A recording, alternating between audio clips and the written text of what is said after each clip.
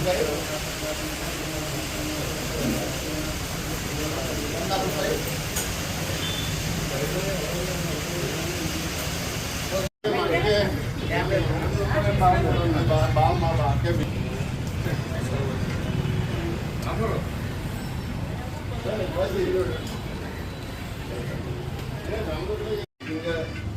నెల 22/9 నుండి వచ్చే నెల 2/10 గురువారం వరకు కూడా నవరాత్రి ఉత్సవాలు భాగంగా చాలా మంచి మంచి కార్యక్రమాలు చేస్తున్నారు.